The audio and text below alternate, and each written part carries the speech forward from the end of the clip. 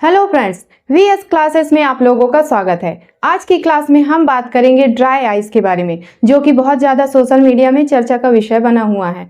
तो dry ice क्या होता है, कैसे बनता है, नॉर्मल आइस से या किस तरह से अलग है और ह्यूमन बॉडी के लिए हानिकारक है या नहीं, ये सारे फैक्ट हम आज की क्लास में देखेंगे। तो आज की वीडियो बहुत ज़्यादा इंटरेस्टिंग और नॉलेजेबल होने वाली है, इसलिए वीडियो को पूरा देखिएगा। हो सकता है आने वाली एग्जाम में यहाँ से क्वेश्चंस भी पूछे जाएँ। ठीक है, तो चलिए स्टार्ट करते हैं।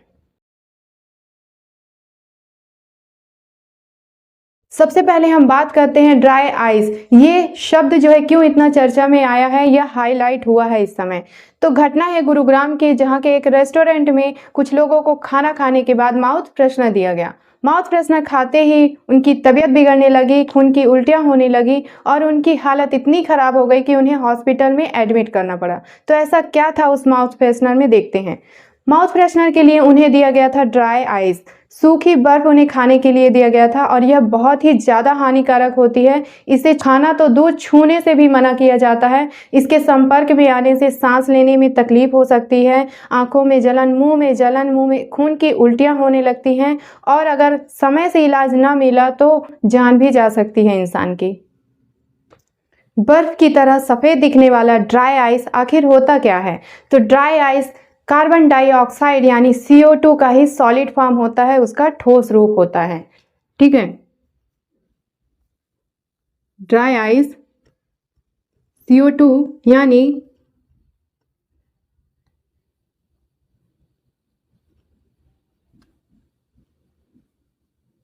कार्बन डाइऑक्साइड का ठोस रूप होता है। अब आपके दिमाग में ये ख्याल आ रहा होगा कि CO2 गैस जो है हमारे लिए कैसे हानिकारक हो सकती है, क्योंकि वो हमारे इन्वायरमेंट में पहले से ही होती है और हम जब भी सांस लेते हैं तो वो ऑक्सीजन के साथ CO2 गैस भी जाती है और अन्य गैसें भी अंदर जाती हैं और जब हम रिलीज़ करते हैं तो CO2 गैस बाहर निकलती है। तो आप यहाँ पर बिल्कुल भी गलत नहीं है। हमारे इन्वायरमेंट में 0.03 या 0.04% तक CO2 गैस मौजूद होती है और यह हमारे लिए इतनी खतरनाक नहीं होती जितना कि ड्राई आइस होती है। आगे बताते हैं क्यों ये इतनी खतरनाक होती है। और यहाँ पर हम ये भी देखते हैं कि जो पेड़ पौधे होते हैं वो अपना भोजन प्रकाश संश्लेषण से बनाते हैं और प्रकाश संश्लेषण के लिए कार्बन डाइऑक्साइड की ही आवश्यकता होती है। तो कार्बन डाइऑक्साइड जहाँ पर हमारे लिए यूजफुल है वहाँ पर हानिकारक भी है और उससे ज़्यादा खतरनाक ड्राई आइस है। क्यों है, उसके बनाने के तरीके पे आप देख पाएंगे, तभी समझ में आएगा। उसके बनाने का तरीका देख रहे हैं हम। यहाँ पर बात कर रहे हैं CO2 गैस की। जब हम CO2 गैस को -109 डिग्री फ़ारेनहाइट या -78 डिग्री सेल्सियस इस तापमान पर ठंडा करते हैं। ठीक है, जब हम CO2 गैस को -109 डिग्री फ़ारेनहाइट या -78 डिग्री सेल्सियस पर ठंडा करते हैं और इसे हाई प्रेशर पर कंप्रेस करते हैं, हाई प्रेशर पर कंप्रेस करते हैं, तब यह बर्फ का रूप बना लेती है, यानी ड्राई आइस में कन्वर्ट हो जाती है। अब देखिए, इतना ज़्यादा यानी इतना कम टेम्परेचर में जब यह बर्फ का रूप लेती है तब यह बहुत हानिकारक हो जाती है। यहीं हम बात कर लेते हैं नॉर्मल आइस का भी। नॉर्मल आइस और फिर ड्राई आइस दोनों को एक जगह पे देखेंगे तो ज़्यादा चीज़ें क्लियर होंगी। ठीक है, बात करते हैं साधारण बर्फ की। ये बनता है पानी से। ठीक है, तो पानी को बर्फ बनने के लिए कितना टेम्परेचर चाहिए होता है?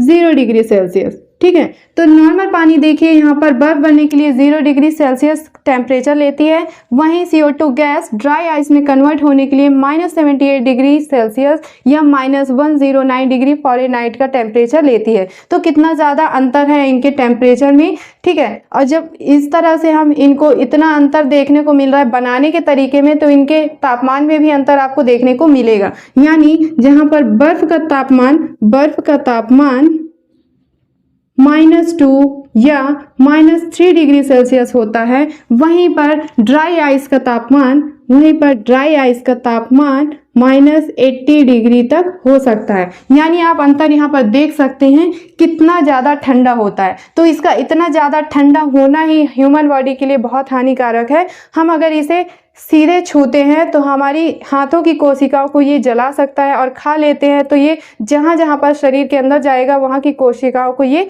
जला सकता है, उसे नष्ट कर सकता है, यानी ये जानलेवा होता है।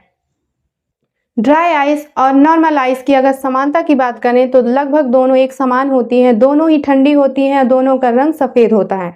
लेकिन अगर तुलना करें तो ड्राई आइस नॉर्मल आइस की तुलना में ज़्यादा सफ़ेद होती है और ज़्यादा ठंडा होती है, और इनके पिघलने पर, बर्फ़ के पिघलने पर पानी बनता है, बर्फ़ पिघल कर पानी बनाता है, ठीक है। लेकिन जब ड्राई आइस पिघलती है तो यह गैस बनाती है, ठीक है। तो यह लिक्विड फॉर्म में ना कन्वर्ट होके सीधा ड्राई आइस से गैस में कन्वर्ट हो जाती है और बहुत तेजी से CO2 गैस रिलीज करती है, और यह देखने में बहुत कूल लगता है, एक स्मोकी इन्वायरमेंट क्रिएट होता है। इस वजह से भी इसे बहुत ज़्यादा यूज़ किया जाता है, ठीक है। ड्राई आइस का 1 ग्राम क्यूब, 1 ग्राम मात्रा 1 किलोग्राम तक CO2 गैस रिलीज कर सकती है, ठीक है। ड्राई आइस का 1 ग्राम जो मात्रा है वो 1 किलोग्राम तक CO2 गैस रिलीज कर सकती है। ड्राई आइस के यूज़ की बात करें तो इसे फ्रीज़र की तरह यूज़ किया जाता है, प्रयोगशालाओं में वस्तुओं को सुरक्षित रखने के लिए, आइसक्रीम जमाने के लिए, फल सब्जियों को स्टोरेज की तरह रखने के लिए भी इसका यूज़ किया जाता है। CO2 गैस की खोज जोसेफ ब्लैक ने की थी। CO2 जोसेफ ब्लैक ने इसकी खोज की थी कब? 1755 में। वहीं H2O की खोज हेनरी कैवेंडिश ने की 1766 में। तो दोस्तों ये थी कुछ जानकारी ड्राई आइस के बारे में। अगर वीडियो अच्छी लगी हो तो वीडियो को लाइक करिएगा, कमेंट करिएगा और अपने दोस्तों से भी शेयर करिएगा। मिलते हैं फिर अगली वीडियो में, तब तक पढ़ते रहिए।